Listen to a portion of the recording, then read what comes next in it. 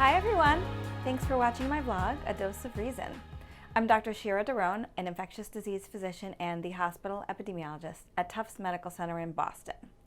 Every week, I look forward to answering your questions about the COVID-19 pandemic and sharing my thoughts on the latest news and scientific updates and breakthroughs so you can make the best health and safety decisions for you and your family. You can send me your questions to adoseofreason@tuftsmedicalcenter.org. Please include your first name and hometown with your questions. I'll pick a few questions each week to discuss in the vlog. Cases, positivity, hospitalizations, and deaths continue to decline. Wastewater viral levels in Boston are where they were before the Delta variant. The entire U.S. is seeing daily improvements. And so, on Friday, the CDC announced a brand new framework for determining the levels of community risk by county and what to do at those levels. So let me break it down. Under the new framework, a county can be green, yellow, or orange. Massachusetts, by the way, has no orange. That's good. The levels are no longer based just on cases and percent positivity, but by a combination of cases, new hospital admissions of people with COVID, and the proportion of staffed beds taken up by COVID patients. This represents a shift from focusing on case counts to focusing on severe disease, and makes sense now that the population has so much immunity from a combination of vaccination and infection. In the green, masks are not recommended, not even in school. In the yellow areas, those who are high risk are advised to talk to their healthcare provider about whether to wear a mask. And in the orange, everyone is advised to wear a mask. Plus, people are advised to do things like considering testing before seeing high-risk people. This is a pretty huge change. In the time it took to give one press conference, we went from over 90% of the country being in a high-risk zone where masks were recommended to less than 40% of the country. That's a lot to process. Now, we can argue until the cows come home about what the right time is and the right thresholds to take off masks, but with cases plummeting like they are right now, I think we will be just fine. One of the keys is this: one-way masking works. You now have the option to purchase medical-grade masks and respirators which protect you, so it doesn't matter whether others are wearing a mask.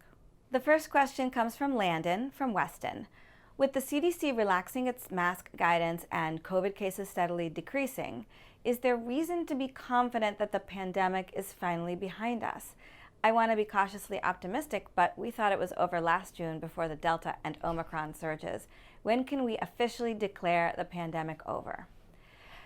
Landon, I am an optimistic person, but I have reason to be very cautious in my optimism for the very reasons you mention. In December, an NIH data study showed that upwards of 95% of Americans had antibodies, either from infection or vaccination or both.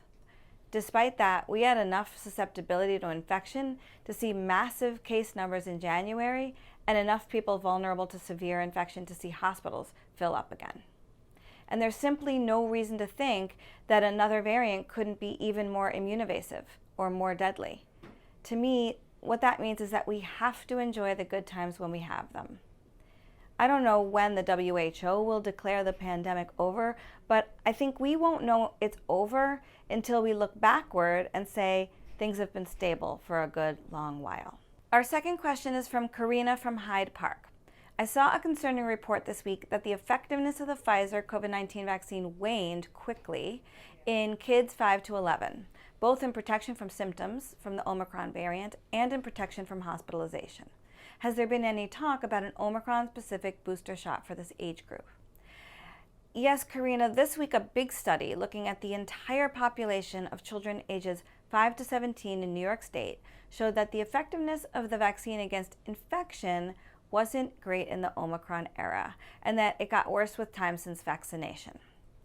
But we knew that. What was surprising was that the effectiveness was a lot lower in the 5 to 11-year-olds than the 12 to 17-year-olds. And if you looked at just 12 versus 11-year-olds, who should be pretty similar biologically, the difference was 67% effective versus 11%.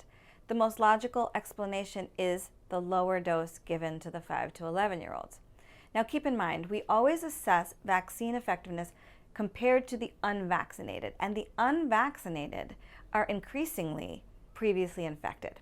So those two groups are getting more similar over time, throwing off our calculations and possibly meaning that the vaccines are working better than we think. Also, I wouldn't put too much stock in the hospitalization effectiveness numbers. Kids were so rarely hospitalized that the statistics ended up all wonky. So what to do? If you've not yet vaccinated your child, I recommend that you do so, but space the 2 doses out to 8 weeks. That's now been shown to increase effectiveness, and that's what's recommended by the CDC. If you have vaccinated your child, don't panic. There's every reason to believe that your child is protected against severe disease. There are several possible next steps for health authorities. Boosters might be approved for this age group. A variant-specific vaccine or a multivalent vaccine that covers different variants might be approved. The new protein-based vaccines made by Novavax or Sanofi might be approved as boosters. New vaccine technology might be developed that's better at preventing infection, such as intranasal vaccines. For now, though, we wait. Our last question is from Alma in Wakefield. COVID cases have decreased dramatically across the country over the past few weeks, but COVID death rates have not. Why is that, and when can we expect those to come down as well? Alma, I try not to make predictions because this virus surprises us at every turn, but I feel confident that COVID deaths will continue to come down to low levels, at least for a little while. And they have made the downturn. Here in Massachusetts, the peak of deaths was around January 19th. Here's why we see that delay. When people get COVID, they're often okay at home for a week or so. Then if they're going to get very sick, it happens during that second week, in the phase of the disease where the virus is mostly gone and the immune system goes haywire. Once hospitalized, we can often keep people alive for weeks with things like ventilators and drugs, so deaths are delayed behind cases by weeks. The deaths you're seeing today are in people who got COVID weeks ago. With cases and wastewater levels still coming down, that means deaths will too. That's all the time we have for this week. You can send me your questions about the rollback of mask mandates and other restrictions, our new normal, or anything else related to the pandemic or infectious diseases to adoseofreason@tuftsmedicalcenter.org. I look forward to dishing out a dose of reason to you again next week.